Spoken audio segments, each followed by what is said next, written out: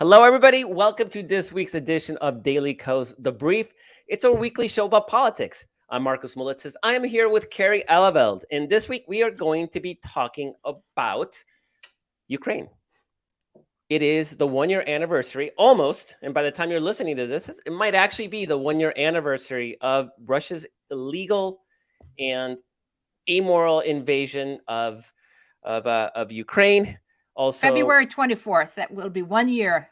Yes, February 24th. Also, Joe Biden just made a historic visit to both Ukraine and Poland, and we'll be talking about that. And, Carrie, last week I was interviewing you because we were talking about, the Democrats being more aggressive and Republicans being a total shit show in Congress. And this is what you cover. And so I think today the tables are going to be a little reversed, and you're going to be interviewing me. So this is going to be kind of fun how we can play off of each other's strengths and areas of expertise. I'm looking forward to that. Yeah, me too. So should I go? Should I take it away then? Is that my cue? The boss. You are today's boss. I just want to. Okay. You still have to watch the time because you know me. I'll go over if I can. I'll go over. I got things to say, man. We gotta say things. So anyway, I apologize first of all to all of those who listened to me yammer last week. No, I'm just kidding. But it is mostly Marcos's day-to-day. I do want to step back for a second and just, I'm not so sure. Like, I hadn't been thinking about this. My head isn't wrapped around this as much. It's not in the middle of this as much as Marcos's head is because, he and Mark have been doing all of our Ukraine coverage, which by the way, Sumner, has who's brought one of our, Mark Sumner. Yeah, Mark Sumner, senior writers at Daily Kos. Front page writer at Daily Kos. And which, by the way, has brought in a new readership. There's a lot of people who are reading Mark and Marcos who haven't necessarily been readers before of Daily Kos, specifically for their Ukraine coverage, because they have been, generally speaking, ahead of the curve on most of the strategic analysis of what's going on. That's partly due to Marcos's training, his time in the military, his understanding of logistics, his ability to sort of like make that accessible to average people rather than talking in complete, military speak. But I was off when the invasion happened, and I was like, what are all these mainstream reporters talking about? Marcos and Mark have this like nailed down. So we have this whole sort of separate readership that's been brought in. And I do want to say, for those who haven't been paying close attention, that it's been brought home to me as I've been listening to the coverage around Biden's visit there and whatever, that we're definitely seeing a change in the global order now. I mean, I know that was something people kind of talked about last year, but it's really clear now what's on the line with Ukraine holding the line against an aggressor that made Russia, which invaded through no provocation of Ukraine, trying to have its way with Ukraine simply because it was bigger, it had a bigger military, it thought it could just sweep right in. And we're no longer in the Cold War era anymore. So I think it's important for Americans who are almost, hyper focused all the time on domestic issues to realize that we do have to look outward a little bit more because it's important to what's going on here at home and the stability of America, of the Republic here at home, is now dependent and linked to what's going on abroad. So anyway, that was just my opening feature. So, Marcos, as you think about the past year, what stands out to you as sort of one of the biggest milestones, some of the biggest milestones along the way in the war? Oh, you're on mute. Sorry. When the war first began, there was sort of an expectation that Russia, they self-styled themselves as the world's second army, second only to the United States, obviously, right? And there was all sorts of stories and a lot of the sort of military press where they were talking about how this Russian juggernaut, like all this equipment and all this modern weaponry, and how they had reformed themselves since the Soviet era to become this incredibly effective fighting force, and how it would steamroll the much smaller, lesser equipped Ukraine. Now we all remember Ukraine's, Donald Trump. People forget this, or they never even realize it. He was impeached the first time for trying to extort Volodymyr Zelensky, the president of Ukraine, into making up a fake investigation of Hunter Biden, and he held up anti-tank missiles as hostage until he got that fake investigation, right? So that's why he was impeached the first time. So Ukraine's been desperately trying to build up its defense capabilities over the last decade. I mean, the war really began. I mean, we say the 1-year anniversary. The war really began in 2014. That's when Russia invaded the eastern part of Ukraine. And so there's this expectation that, okay, Russia's going to sweep in and, oh, crap, it's going to be maybe like Afghanistan. The U.S. pulled out and, 27 minutes later, the government had collapsed and the Taliban were in full control of the country. So there was sort of like, is it going to be one of those situations? And I guess the biggest surprise wasn't just that that Ukraine survived, but just how bad Russia has been in carrying out this war. I mean, obviously, Russia's the source of the Potemkin village, right? The famous fake village, and they had a Potemkin army. It did not exist. All these modern weapons did not exist. They never showed up to the battlefield. They did not have anything approaching any kind of real integrated effective tactics. It was just, they just throw stuff. At the beginning of the war, they would throw tanks. Now they throw human bodies. I mean, there's no sense of strategy or tactics. It's all head-on assaults. It almost seemed like Putin didn't know how bad his army was. Is that true? Oh, I absolutely don't think he knew. There was down to this idea of a battalion tactical group. That's their organizing principle, and it's 800 to 1,000 men in a battalion tactical group, and it's supposed to be self-contained. And in a regiment, there are 3 battalion tactical groups. The way the Russian generals did it is that they would field one like full strength battalion, BTG, battalion tactical group. The other 2, they just pilfered. Like they existed in paper, but they whatever money was supposed to go to soldiers ended up in the general's pocket. The equipment got sold off. I mean, they did not exist, right? So there was this army it's a 1 million strong army.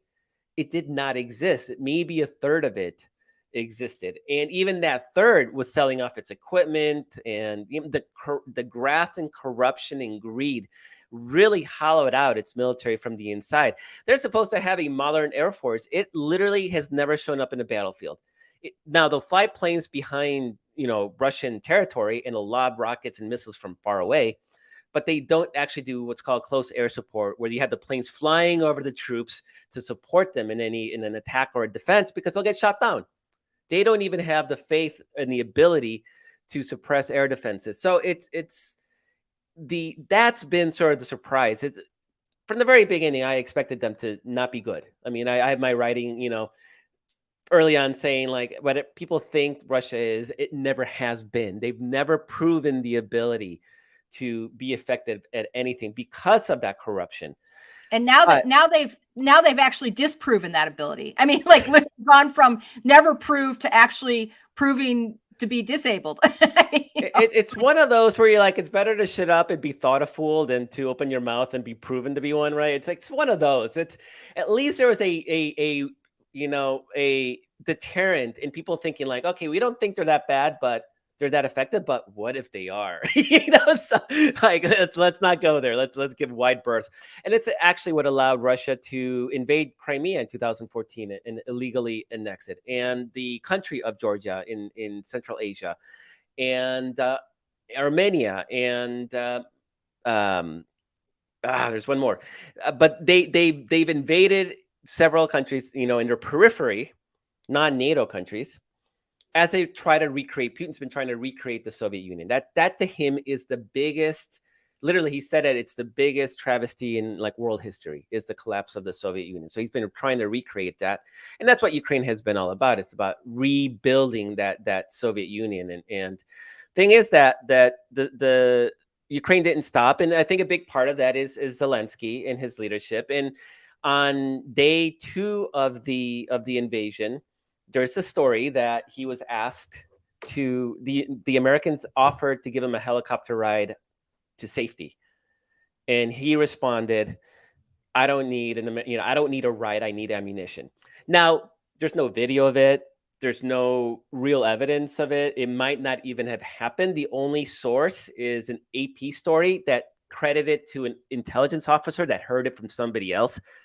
But it was such good optics, as far as building a legend, that everybody, pro-Ukrainian side jumped on it right away and made it real. And of course, the Ukrainians adopted it. It's like, yeah, that really happened. We actually don't even know if it happened. There's no evidence that it did. But that was an incredibly powerful rallying cry that brought the country together. The other piece is, if you want to talk about what Putin knew and what he didn't know, he spent about a couple $2 billion. I think $2 billion is a number that's thrown out, paying bribes to key officials in the Ukrainian government and military. And so there was an expectation that half of the Ukrainian army would defect to the Russian side when they crossed the border. So what that meant is that Russia did not attack troop concentrations at the start of the war. They didn't attack barracks. They didn't attack troops in the field, because they fully expected to be welcomed as conquerors.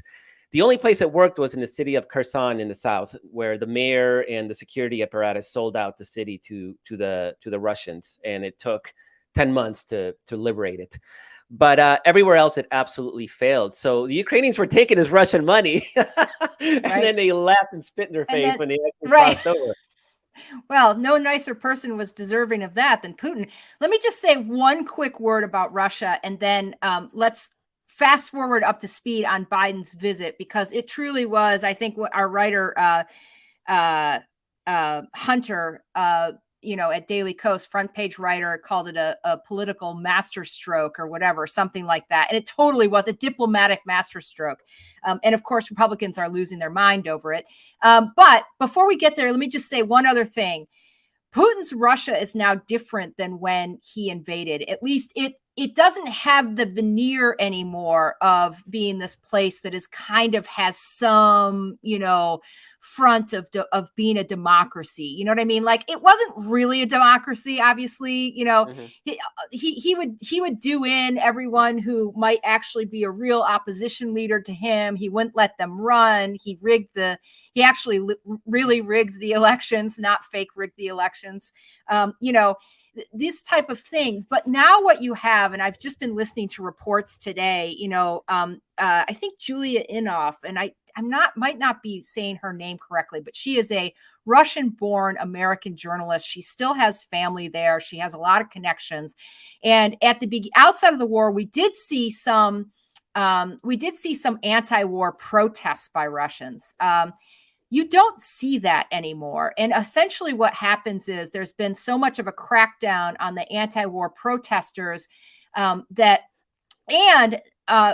Russians have started to spy on each other. I mean, this is such a classic totalitarian regime now, where if they think their neighbor is collaborating with Ukraine, the Ukrainians, they'll go ahead and just rat them out to the government, and they'll come and arrest them. I mean, this is like classic totalitarian regime. They're spying on each other. Everyone's scared. So the people who are actually anti-war have either shut up because they're too scared, they've been jailed, or they've actually managed to flee the country. And Putin has actually completely crushed that resistance. And now you have, every bit of the totalitarian regime that he always wanted to have. No one is going to call that place a democracy anymore. There's not hints of a democracy. So that place has changed. Now I just wanted people to have an idea. So, because we're going to talk in a second about also Republicans who, are wanting to are they're Russian happy, they're pro Russia, they're pro Putin. Not all of them. There's a split in the party to some extent, but I just want people to know what they're talking about when they're saying, "Oh, Russia's not so bad and they're not our enemy." If you ever lived in a state like that, you would cry every day that you woke up. I mean, I would personally. So anyway, Well, you especially, because their LGBT record is actually not just atrocious, but it's actually used as one of the excuses for the war. That the West is trying to impose these liberal values like tolerance for gay people on Orthodox Russians, and they are the defenders of faith and family and God and righteous moral values, where the man is in charge and the women. And so does that yeah, remind you of anything, Marcos? Does that remind you of anything? there that is thinking that it, there is a direct line between that ideology and that rhetoric and the MAGA right support for Putin. And it's actually on purpose. I mean, you see him make some of these speeches, and he is speaking directly to American and European, they got their own version of our MAGA. He's speaking to that ultra nationalist, racist, homophobic right directly. And absolutely. so that's why they think they're making common cause. And they also Okay. all hate democracy. I mean, on Now, top right, of everything. exactly. Well, so before we go down that rabbit hole, because we are going to get into Republicans, let's talk about President Biden going to I'm sorry, I was just going to Russia, punching Putin in the face on international television. No, okay, sorry, that didn't happen. That's just a fantasy. No, going to Kyiv, right? The sirens blaring as he walks in Kyiv in the open streets with President Zelensky, Ukrainian President Zelensky.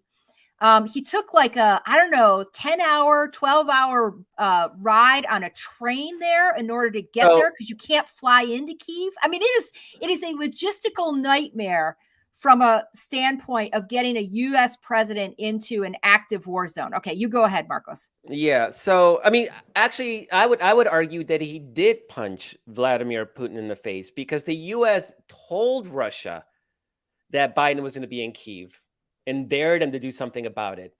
And Russia literally couldn't do anything about it. So in a lot of ways, that was an even bigger humiliation. They weren't asking for permission. They were saying, we're going to be there. Don't start anything.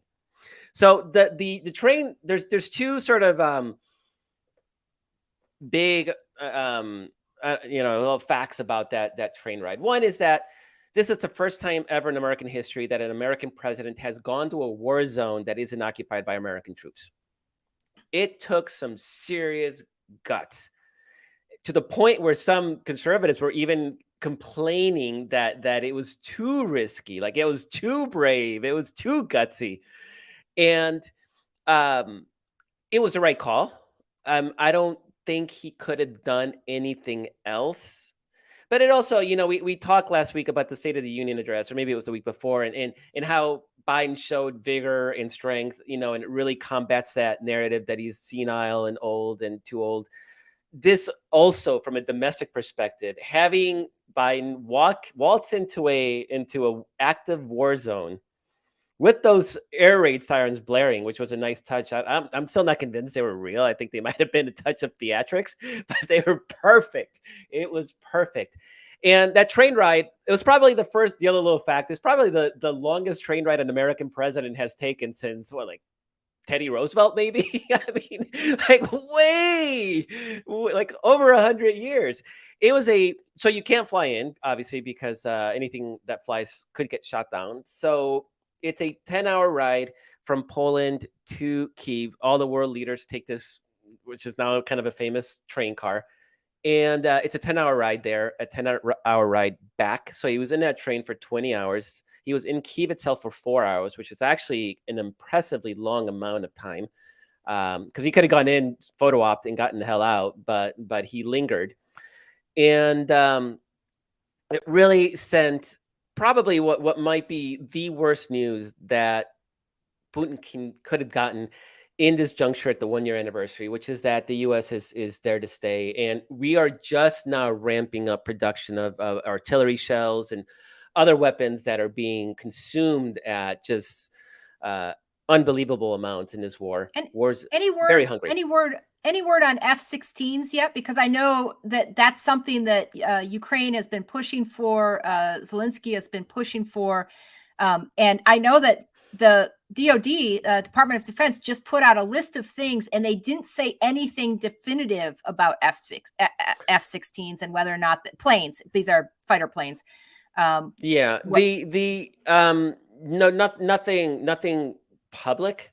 There's all sorts of new reporting coming out as we record this that are saying that the U.S. position is softening. I actually don't think F-16s are a game changer, and that's a whole other episode.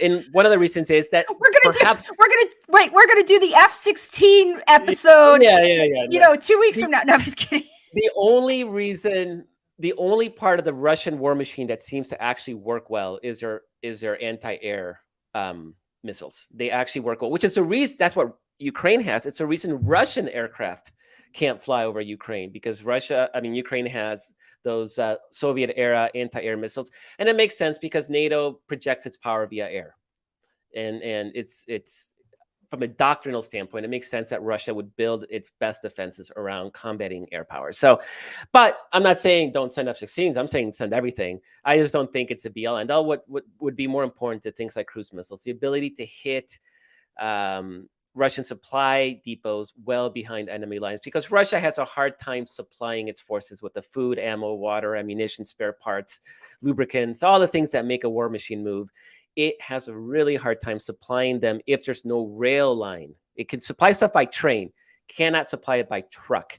So anytime you push out, like you destroy rail hubs further behind enemy lines, it makes those supply issues even worse for Russia. So that's what I'd like to see.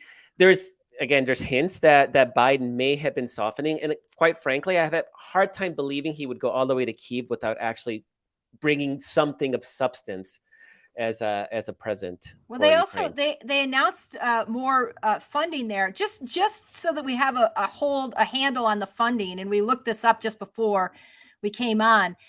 So far, the U.S. has spent somewhere north of $100 billion, and about 2/3 of that has been allocated towards defense needs, and the remaining 2/5 has been non-defense concerns such as government aid, economic support, refugee resettlement, things like that.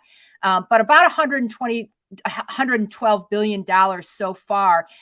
Do you remember exactly what he announced? He announced that there was going to be another package of funding coming. Marcos. Yeah, no, it was a road, $500 million in ammunition, which that there's no way he's going to Kyiv to announce that we're sending you more artillery shells.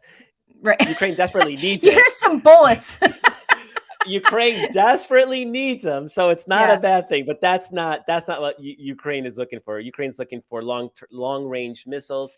They're looking for F-16s, and so hopefully there was movement on that front. Hey, Marcos, just so we know, do you have a basic on how many Russians have, or even Russian mercenaries have died so far versus how many Ukrainians have died? I know these numbers are really hard to come by, but do we have a basic comparison there?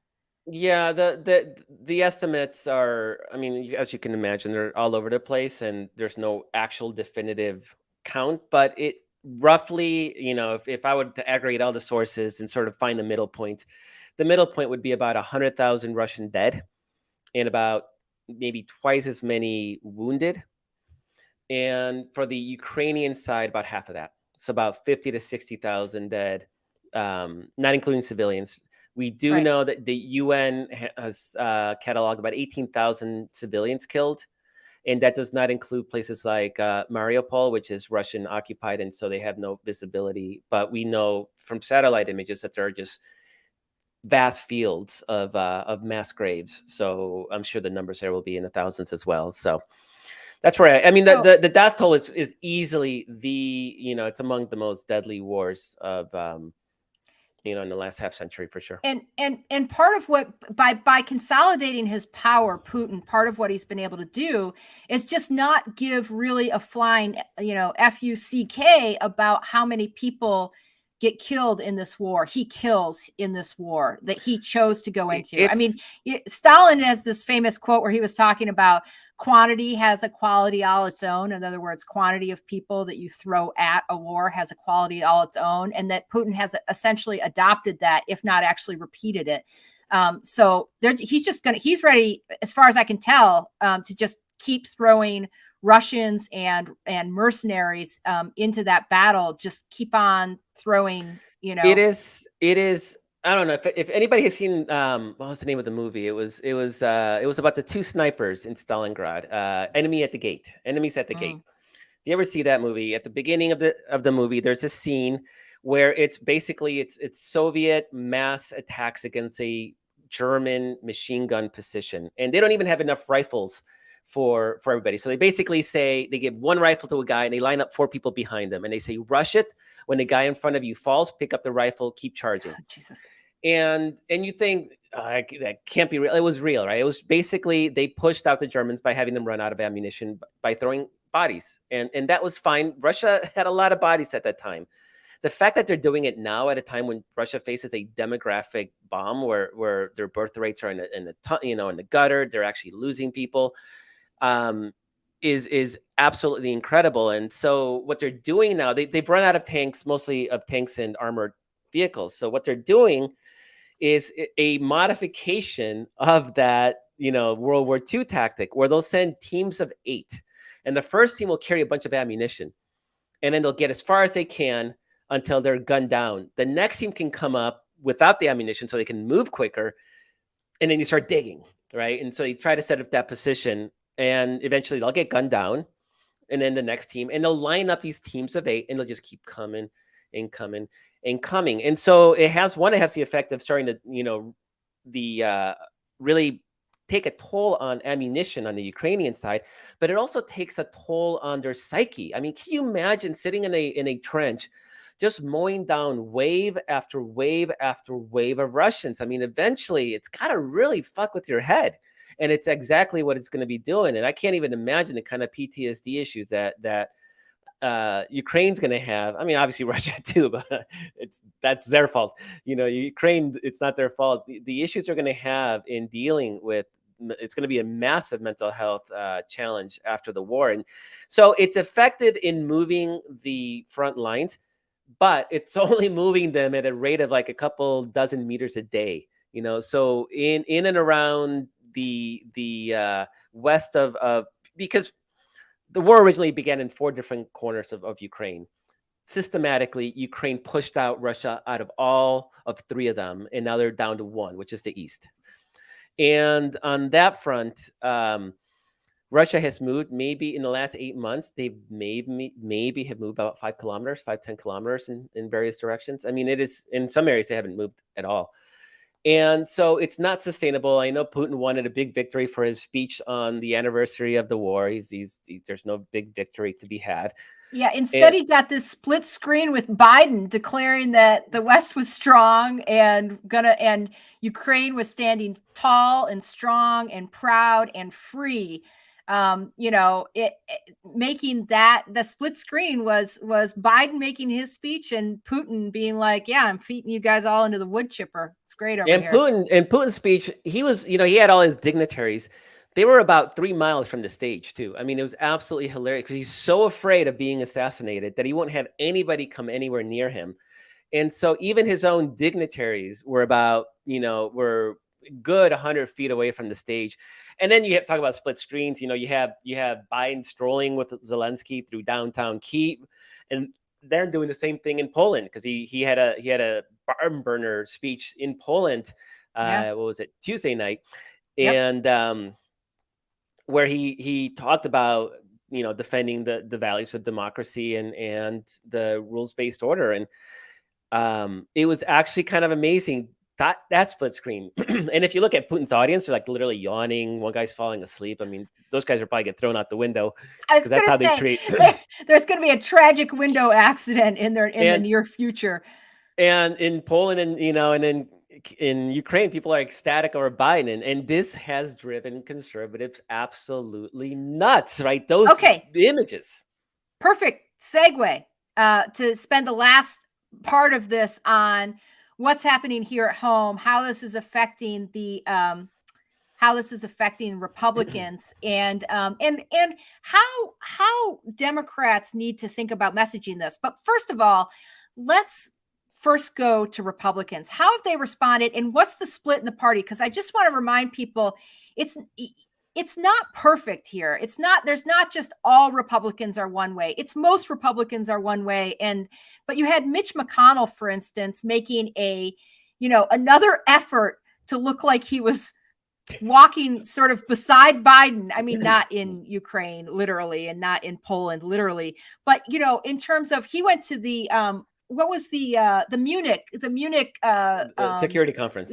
Security conference. And he said, you hear all this stuff about some Republicans not supporting the Ukraine effort, U.S. being in Ukraine, but just look at me, look at what I'm doing. Okay. Well, that, he wants his conference to seem sane, to be on the pro-democracy side. But meanwhile, Kevin McCarthy, his House counterpart, has basically said, look, there's not going to be a blank check to Ukraine anymore once we take control. And I'm not sure exactly even where we stand right now. Can you bring us up to speed on sort of where the House conference is and where some of the big presidential candidates stand? Because, Donald Trump, just to start with him, wants to basically give away the game to Putin. Yeah.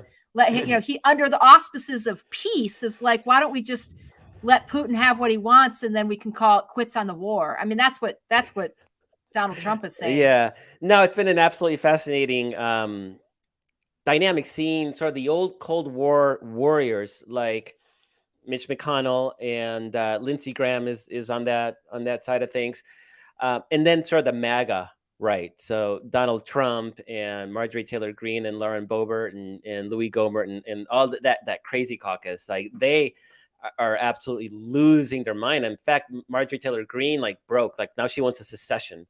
She wants to secede. The blue states and the red states should break apart because we're giving money to Ukraine and not Ohio, not the derailment, which was Republican Ohio state. Is going to get money. Ohio is going to get money. Yeah, and the federal government had just announced today that they were going to go in and start doing the cleanup. So Ohio is getting money, by the way, for that derailment. Nothing against. I mean, the people in East Palestine, they need the funding, and they'll get it. So anyway, go ahead.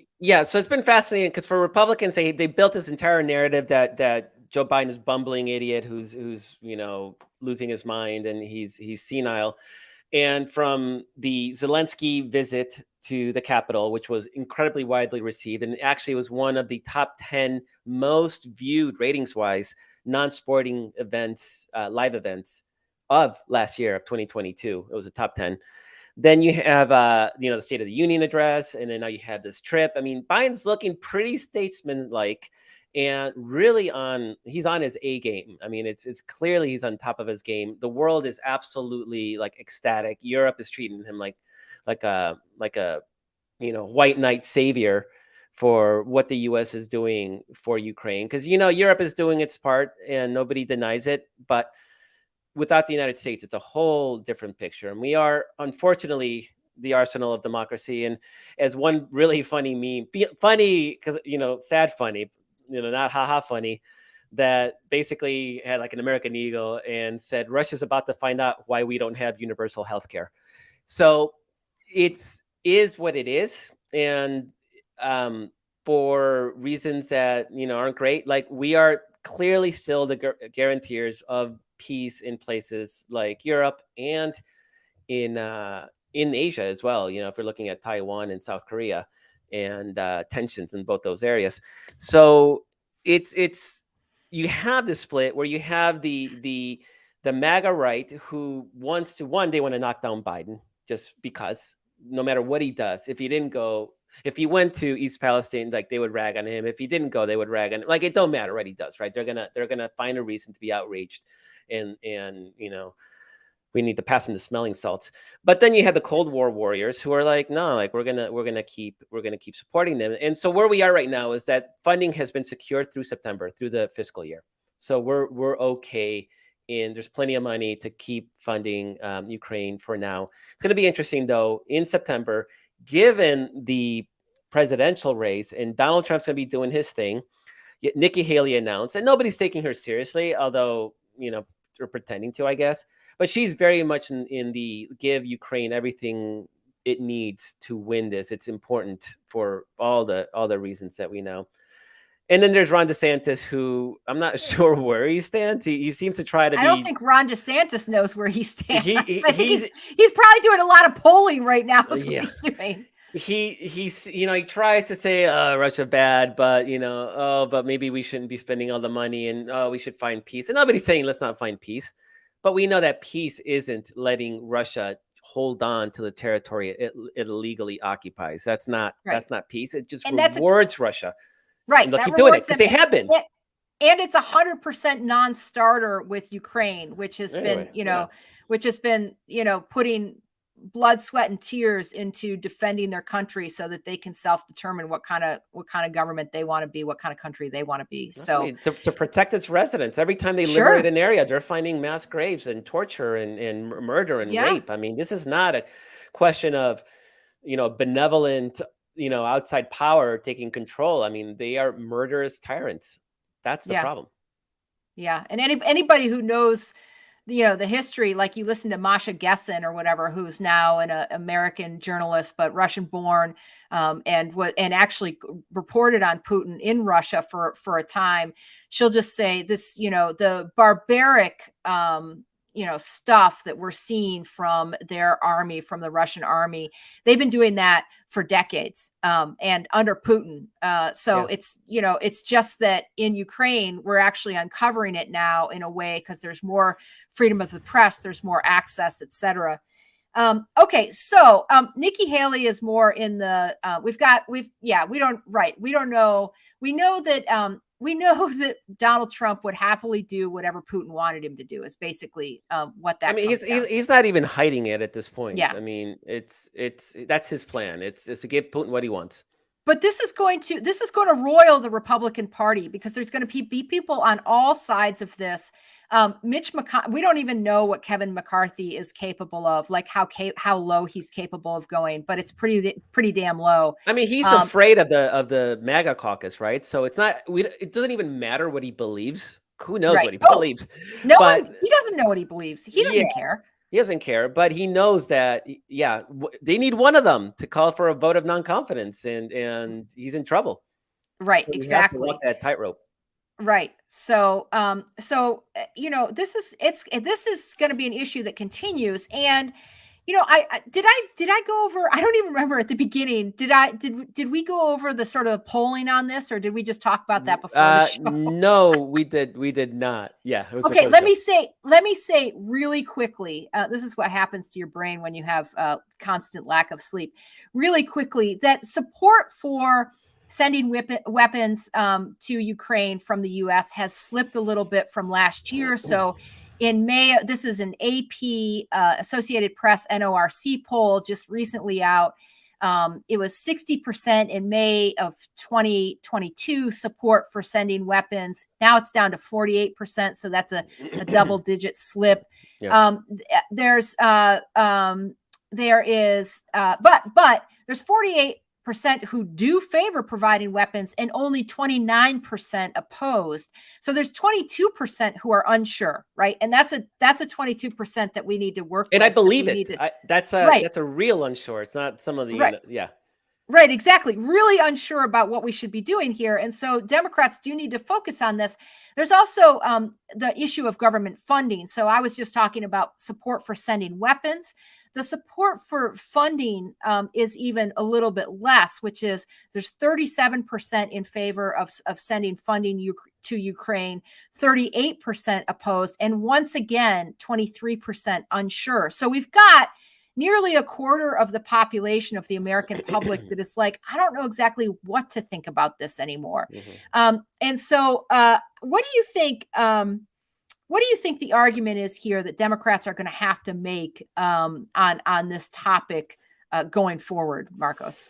So, I mean, there's before I even get to that, I just also want to note that Fox News itself is all over the place. I mean, obviously Mhm. Tucker Carlson is Putin's favorite mouthpiece, and Tucker literally features nightly in Russian state propaganda, and they refer to him as America's most popular newscaster. And so, but then you look at Brian Kilmeade this morning, like Tuesday morning was saying we got to send them everything, we got to send them everything, right? So there's a real rift, and so I wonder how much of that undecided is actually their side being confused because they're used to having a very unitary message. It's not often that conservatives can't really come together and have that simple response, and part of it is because this is not an easy liberals are for it. In fact, it's even confused because liberals historically have been against higher Pentagon spending and arms shipments uh, um, to other countries, and so even our side is in a bit of a weird place because Daily Kos began as an anti-war website, anti-imperialism when the U.S. was invading Iraq and Afghanistan. And here we are. Daily Kos is a huge supporter of this war. But again, I think that the common thread is that we're anti-imperialism. And, there's a show that actually would be interesting, just how much of the world's ills really come down to imperialism in all its different forms. And so it's to me and to clearly to the Daily Kos readership, imperialism is bad if the US does it, and it's also bad if Russia does it and if China does it. I mean, imperialism bad. I mean, this is very simple. But for Republicans, again, for either ideological reasons because they buy into the anti-LGBTQ agenda, or they buy into the crypto fascist, religious fascist language, or whatever it is. For Democrats, I think we're in a really good place because one, you can actually play that bipartisan card, and it's actually real. This is not fake BS bipartisanship that we all roll our eyes in, and this is actually legit. There are probably majorities. There are easily majorities in both chambers of Congress that are for aid. This is not an issue that theoretically should be partisanized, and I know that Donald Trump and Tucker Carlson are going to do their best to make it a partisan issue. But this is where it's actually been important that somebody like Mitch McConnell and even Lindsey Graham, that they're saying like, nah, no, we're not going to allow this. And I don't know why anybody's paying attention to Nikki Haley because she's going to get like 1% in the in the vote. That's what she has right now. She has like 2 or 3%. Yeah, I That's don't it. know why anybody cares. But the fact that she's out there supporting Ukraine actually part of her message is incredibly helpful. So that's going to be a big part of it. Is once you strip out the partisan angle, then it becomes a question about morality and values, and then that's when you can shift and saying that Democrats and Republicans agree that America is the arsenal of democracy. We are the guarantors of the rules-based order, and this matters. This matters because war is for all the reasons, right? Inflation and higher energy prices and refugee flows and And the if you bow to an aggressor like Putin, then it's just going to encourage him to do it again, more and not more. I mean, not just yeah, him, but if you're saying when somebody has nuclear weapons, they can waltz into any of their neighbors. What's stopping India from doing it? What's right, stopping China from doing it? What's right. stopping And any nuclear power? China wants to do that very same thing in Taiwan, and they are definitely watching how this plays out in with Russia to see what kind of world resistance there No, is, and how strong that resistance is and how durable. the weaker the response to Russia's invasion to Ukraine, the more likely that China invades Taiwan because they'll see it as a green light. If the consequences aren't absolute, they're going to see that as a green light. And if you think invading Ukraine has created economic upheaval in the world, um, wait till Taiwan and China, those supply lines and microchips and all the trade that comes from Asia it basically disappears overnight. It's going to be a whole lot of pain for the United States, for the whole global economy, but Right. specifically for us. So it actually matters. It's important for us to be able to say like any kind of adventurism of this kind is going to cost, and so don't do it. Right.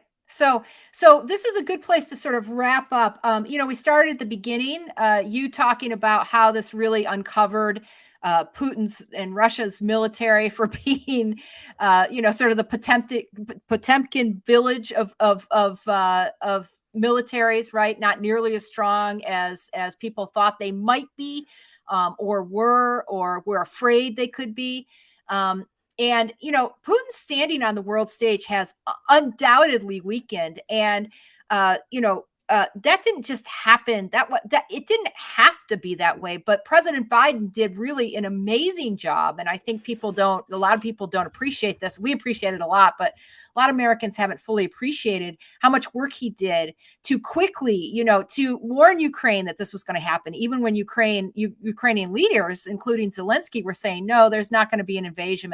The U.S. was on top of this immediately. They publicized the coming intelligence invasion early, and started rallying the allies to support Ukraine. And instead of the support getting less and less, the support and the alliance has gotten stronger. And it is amazing that, there's probably the two biggest geopolitical enemies of the U.S. are Russia and China. And without losing a single American life, okay, sorry, I do not mean a single American life. Biden has managed, by rallying allies together against this aggression, to weaken considerably weaken on the world stage one of America's biggest opponents, Russia. Yep. So that's really a total diplomatic masterstroke, if there ever was one. And military. I mean, absolutely. On the cheap. So, and the other thing we're going to start doing, I think, as we think about how the world is changing, how we have Marcos and Mark Sumner, their coverage has just gotten a whole new audience to sort of pay attention to Daily Kos. We want the audiences who are reading the domestic stuff, and the audiences who are reading the international coverage, particularly the Ukraine coverage. We want them to all have a chance to see how great all the coverage really is. And so in order to bring that to both audiences, we are going to start doing a feature the first Tuesday of every month, where we talk about Ukraine and the latest Ukrainian coverage, so that the people who have been reading that coverage have a podcast to come to, where they can hear Marcos, they can hear Mark, they can hear guests that they might have, they can hear me asking pedestrian questions, things like that. So, yeah, I'm looking forward to this. I just want to say, as we wrap up, that there is nothing pedestrian about these questions. And in fact, I was just thinking about how much fun it's been being on the other side of journalist Carrie Eleveld asking all the questions. Because usually we're peppering somebody else with questions. And so to be on the receiving end, that was a total joy. And the questions were great. And so nothing pedestrian about it. In fact, it was, I think it was... you bring that perspective. I mean, it's clear I'm in the weeds. When you're in the weeds, you need somebody to help pull you out of it. You're like, we could do a whole episode on F-16s. I actually don't think we can. I don't think we can. After the show, I'm going to be like, Marcos, we can't do that. We can't do that. We're not doing that. Thank you, everybody. That's our show for this week. Thanks, Carrie, for being such a wonderful interviewer. That was a lot of fun. Thanks to everybody who helps the show happen behind the scenes: Kara, Walter, Dorothy, Paul. And thank you, the listener, viewer, and reader who are part of this movement to take back our democracy. And in this case, part of helping protect democracy on a global scale, because it's absolutely critical for everything that we hold dear. So thank you so much for being part of that effort in that fight, because we couldn't be there. We couldn't do it without you. So thanks so much. Have a great rest of your week, and we'll catch you next week.